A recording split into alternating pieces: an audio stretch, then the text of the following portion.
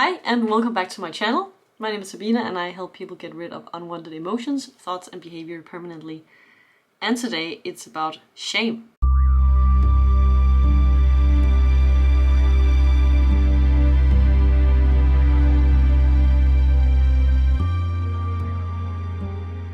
Why the do we feel that way? So I always use this analogy when talking about shame in terms of the work I do, because I'm trained in removing mental programming like beliefs and conditionings and expectations and sense of self and good stuff like that. So, for example, when we look at shame, it's basically when we have done something where we feel like we shouldn't have done it, or if it says something about us, and we can feel ashamed if other people have a certain reaction to us. There's a lot of different situations or example of how to feel shame. But if we go back to the very start of our lives, shame was actually not a thing, because when we are very, very young, we haven't really learned anything yet. And here's where it gets interesting.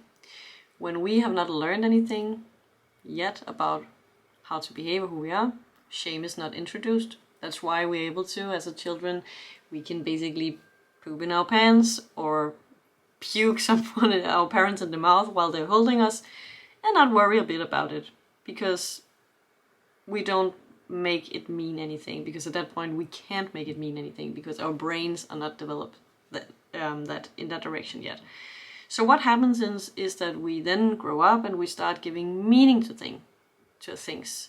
And when we start giving meaning to things, we know how to behave in an environment, and that way we can be kept safe. So for example, let's say that you have extremely stressed parents, and in order to survive around those people, in order for them to keep you alive, you quickly learn that you should not interrupt them, what you say is not important, you should sit still, you don't matter. And if you have those ideas, then you kind of know how to behave. You should behave like somebody who doesn't matter, or who people don't care about, or maybe not say anything because people don't care about what you say. And if you behave accordingly to that, maybe your stressed parents then, will take care of you, because then your way of behaving will fit into that environment. And, the whole thing about that is that we're just a mechanism and we're trying to keep ourselves alive. But as it is, these conclusions are not always, the best. They are not at all true, but they have a function. And usually at some point in our life, we don't live with our parents, but we still have the same function in our minds. So shame is actually just a function of making sure that we fit into a certain environment so that we can survive as children. But then when we get older and maybe we move away from our parents, we live by ourselves, we get a job, maybe we meet somebody we live together with, and then suddenly shame is not something that actually keeps us safe in any environment or makes us, fit into whoever is taking care of us. It actually just makes us miserable. It basically makes us feel bad and behave in a certain way. And also it affects how other people look at us and eventually treats us. So the point of telling this little story about you grow up and then, you learn stuff, is just to say that when you put it that way, I think it's very clear, at least to me, that shame is actually not something we are born with, but it's something we have learned, and it had a function. So that means that, first of all, there's not anything wrong with feeling shame. I know a lot of people who actually feel ashamed of feeling bad or ashamed of feeling shame. So that's one thing. Normal, fine, nothing wrong with it. It couldn't be any different, because that's just how human works. But on the other hand, because it's not something you're actually born with, because it's not the ultimate truth that you don't matter, or that you have to keep quiet, or nobody cares about you, or if you do something then you get abandoned, or also the feeling you can just have, for example, if every time you made a mistake, you feel fear or shame, it's usually because when you were little and you made a mistake, parents, your persons and people, your parents, they reacted in a way where you felt ashamed, or like, how dare you, why are you so stupid, stuff like that, that made you feel ashamed of being you because it's just wrong. So if that happened a lot, your brain can connect the thing of making a mistake with the interpretation of what your parents did, which was saying something and you then thought, oh, I'm just, a nobody, and then you felt the shame, not from actually making a mistake, but the reaction that was present every time you made a mistake that made you interpret that there was something to be shamed about. So shame is really this little, from the get-go, protective thingy, but the important thing here is that you can get rid of it, because if you were not born with it, and it came along at some point, it was just something you learned, just some, wiring in your brain. You can rewire it.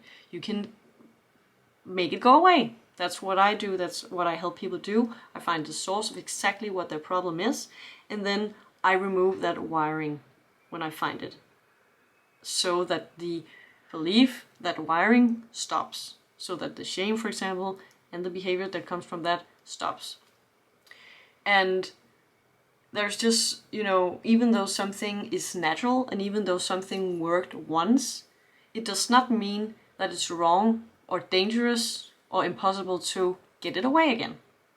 I think it's a very good point that, throughout life we are at different phases and we have different experiences, but it doesn't mean that we are not allowed to change something permanently if it doesn't work for us. We don't have to. If you feel fine about having shame, or you may have a belief that that's what's keeping the world together. If people didn't have any shame, they would just kill and be bad and, do all sorts of things. But I can tell you that when you remove beliefs from people, for example, the ones that causes shame, people do not become egocentric and, narcissistic or sociopathic. Actually, that's the quite opposite, because, for example, narcissism comes from the root of being extremely insecure, having so low self-esteem, like I'm not important, I don't matter, I shouldn't exist, nobody would ever love me. And then because there is so many insecurities, there is a lot of survival strategies that are often very harsh, like the way to be safe is to control other people, the way to prove my worth is to make other people do what I want, stuff like that. And that was what's creating for example, narcissist or a sociopath or stuff like that. So that's very low self-esteem, and then a lot of unhealthy mechanisms on top. A person that is getting rid of the low self-esteem will not have to do a lot of things in order to feel good, because they actually feel good. So a bonus of getting rid of shame is that you feel better about yourself. Life is more fun. It feels good to be you. You can actually embrace yourself without worrying. And you also, first of all, inspire other people to do the same. And you usually become more authentic and honest and loving and caring, because the shame is not taking up all that energy that you can actually use to see what's actually going on. So I'm not here to say that shame is a bad thing and everybody needs to get rid of it. But what I'm saying here is that a lot of people deal with a lot of shame that has a bad effect on their life and the people around them. And if they really want to do something about it, to just feel free or maybe reach a dream or something like that, it's absolutely possible to get rid of that shame permanently. And I just thought that would be a very good message to spread.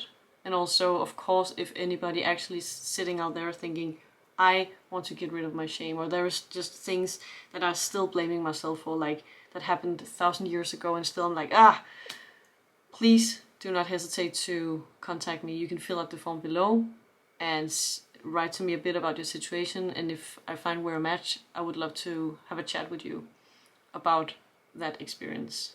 So please do so if you feel like it. And other than that, I just hope that maybe something good came out of this for you. No matter what, I hope you will have an amazing day. I enjoyed this a lot. Thank you so much for being here. I love you. Bye.